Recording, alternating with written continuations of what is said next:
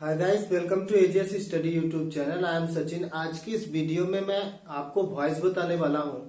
Basically से अगर voice की बात करें तो वॉइस टू होते हैं। एक होता है एक्टिव वॉइस और एक होता है पैसिव वॉइस। अब बात करें कि एक्टिव वॉइस कब कहलाता है और पैसिव वॉइस हमारा कब कहलाता है, यानी हम कैसे जानेंगे कि हमारा जो सेंटेंस है वो एक्टिव वॉइस में है या पैसिव वॉइस में है। तो ध्यान दीजिएगा, पहले हम देख लेते हैं कि एक्टिव वॉइस क्या होता है, उसके जस्ट बाद हम देखेंगे कि पैसिव वॉइस क्या होता है। तो सबसे पहले बात एक्टिव वॉइस की।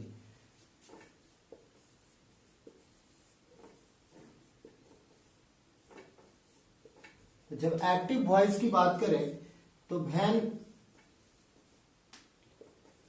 the subject is a doer, then voice is called active voice। यानी जब हमारा कर्ता एज अ डूअर होता है तो उसे हम उस वॉइस को हम कहते हैं एक्टिव वॉइस। और बात करें अगर पैसिव वॉइस की,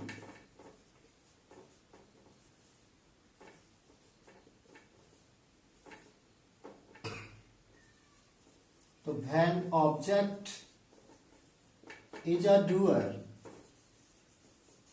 then voice is called passive voice।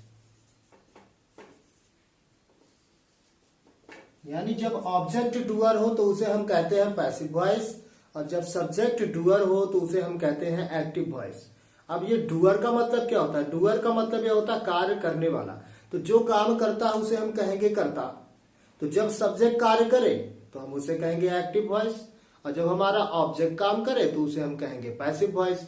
ध्यान दीजिएगा कि जब हमारा ऑब्जेक्ट डूअर होता है तो ऑलवेज सेंटेंस हमारा पैसिव वॉइस में होता है। ऑब्जेक्ट डूअर का मतलब यह होता है कि सब्जेक्ट डूअर ना हो। अब हम स्ट्रक्चर तो यह पढ़ते हैं, सब्जेक्ट वर्ब ऑब्जेक्ट। तो ये जो है ना, इसी को हम कहते हैं एक्टिव वॉइस। और जब हम ऑब्जेक्ट से कोई चीज पढ़े, पहले ऑब्जेक्ट आए, फिर उसके बाद वर्ब आए, फिर उसके बाद देन सब्जेक्ट आए, तो इसे हम कहते हैं पैसिव वॉइस। तो जब हम एक्टिव टू पैसिव बनाते हैं तो सब्जेक्ट में कुछ चेंजेस आते हैं। आइए देखते हैं कि जब हम active voice to passive voice बनाते हैं तो किस प्रकार से सब्जेक्ट में परिवर्तन होता है तथा किस प्रकार के चेंजेस आते हैं, इसे जानने का प्रयास करते हैं।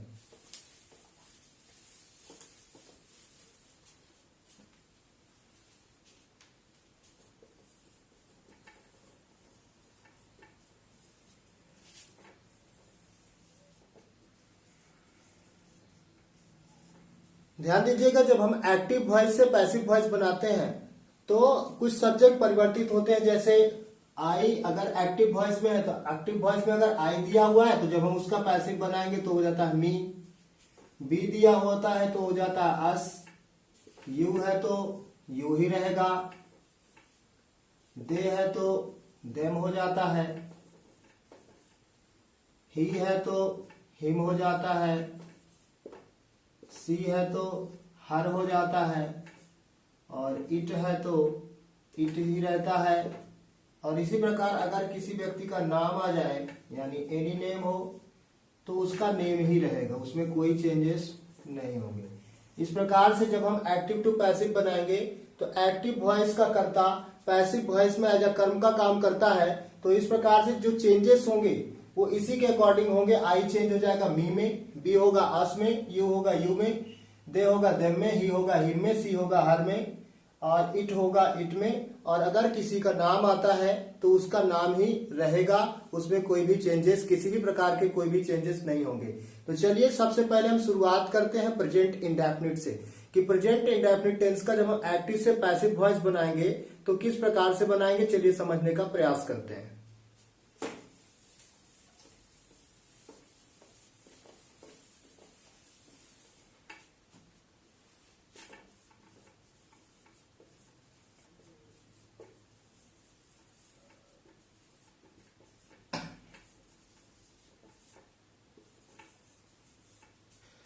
बात करें अगर प्रेजेंट इंडेफिनिट टेंस की, तो जब हम प्रेजेंट इंडेफिनिट टेंस का एक्टिव से पैसिव वॉइस बनाएंगे तो हम इसमें अगले टेंस यानी प्रेजेंट कंटिन्यूअस की हेल्पिंग वर्ब का यूज करेंगे। जैसे बात करें प्रेजेंट कंटिन्यूअस की, प्रेजेंट कंटिन्यूअस की हेल्पिंग वर्ब होती है इच, एम या आर। तो हम इस प्रकार से जब भी हम प्रेजेंट इंडेफिनिट टेंस का एक्टिव टू पैसिव बनाएंगे तो प्रेजेंट कंटिन्यूअस टेंस की हेल्पिंग वर्ब यानी इच, एम, आर का यूज करेंगे। यानी हेल्पिंग वर्ब के रूप में इसमें क्या यूज करेंगे, इच, एम या आर का यूज करेंगे।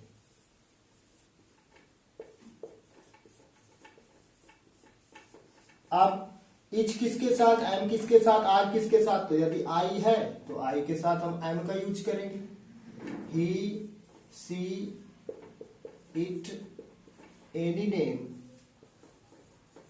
या सिंगुलर के साथ हम यूज करेंगे इच। और इसके अलावा अगर आता है यू, वी, दे या प्लूरल नंबर आता है तो उसके साथ हम यूज करेंगे आर। और इस प्रकार से हम एक्टिव टू पैसिव वॉइस में इस प्रकार से हेल्पिंग वर्ब का यूज करेंगे। और हम जब बात करें अगर मेन वर्ब की, तो मेन वर्ब का थर्ड फॉर्म यूज किया जाएगा। मेन वर्ब का ऑलवेज हम थर्ड फॉर्म ही यूज करेंगे जब हम पैसिव वॉइस बनाएंगे, एक्टिव टू पैसिव बनाएंगे, चाहे वो कोई सा भी टेंस हो, हम उनके साथ थर्ड फॉर्म ही मेन वर्ब का यूज करेंगे। चलिए देखते हैं इसका स्ट्रक्चर कि हम किस प्रकार से एक्टिव टू पैसिव बनाते हैं।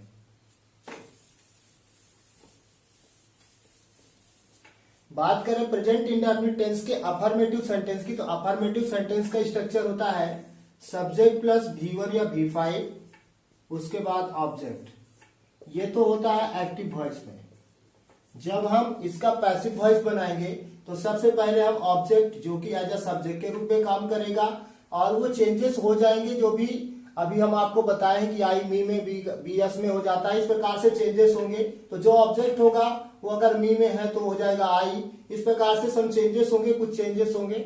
इसके बाद ऑब्जेक्ट, ऑब्जेक्ट के बाद हम यूज करेंगे इज, एम या आर। जैसे ऑब्जेक्ट दिया हुआ है आई तो हम यूज करेंगे एम हेल्पिंग वर्ब का, और अगर ऑब्जेक्ट दिया हो हमारा सिंगुलर नंबर में तो इज यूज करेंगे, और अगर प्लूरल नंबर में तो आर हेल्पिंग वर्ब का यूज करेंगे। उसके बाद यूज करेंगे मेन वर्ब का थर्ड फॉर्म, देन बाई, और देन उसके बाद सब्जेक्ट जो कि अब ऑब्जेक्ट का काम करेगा। आइए कुछ एग्जांपल से समझने का प्रयास करते हैं और देखते हैं कि हम किस प्रकार से एक्टिव टू पैसिव वॉइस में चेंजेस करेंगे।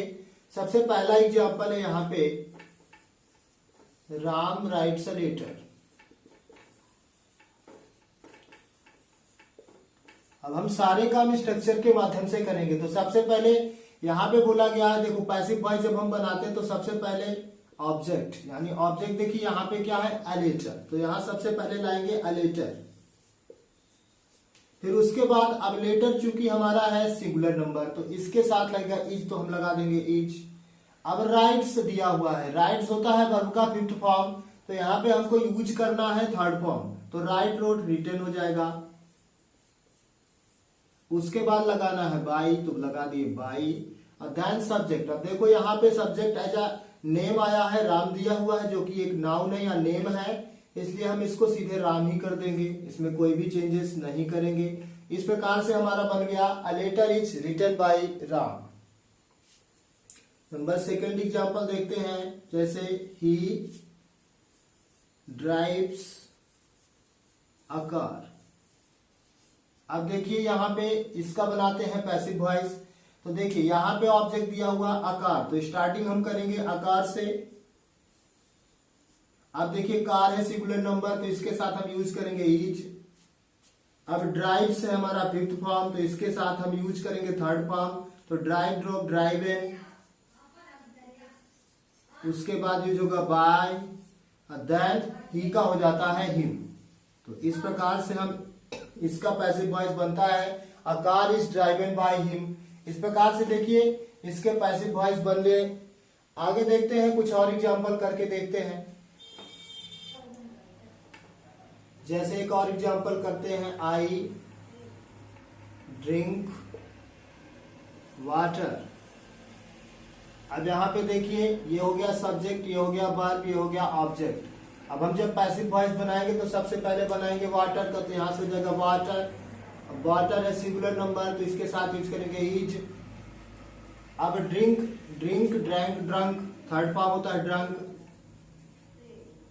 अब उसके बाद लगाते हैं बाई, देन सब्जेक्ट, सब्जेक्ट है आई, और जब पैसिव वॉइस में जाएगा तो हो जाएगा मी, तो यहाँ पे हो जाएगा मी। एक और बनाते हैं, सीता स्टडीज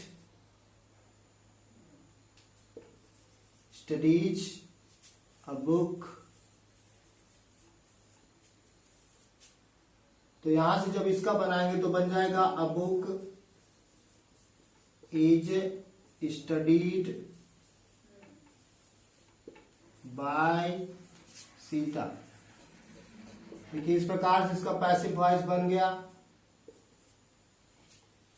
एक और एग्जांपल लेते हैं, टीचर टीच इंग्लिश। अब देखिए इसका जब बनाएंगे तो बनेगा, सबसे पहले बनेगा इंग्लिश, क्योंकि इंग्लिश है हमारा ऑब्जेक्ट, तो सबसे पहले बनाएंगे इंग्लिश। इसके साथ ही जो is helping verb, English is. अब टीच का होता है टॉट, थर्ड फॉर्म। अब बाय, और उसके बाद से टीचर। इस प्रकार से हमने एक्टिव वॉइस से पैसिव वॉइस प्रेजेंट इंडेफिनिट का बनाना सीख लिया है।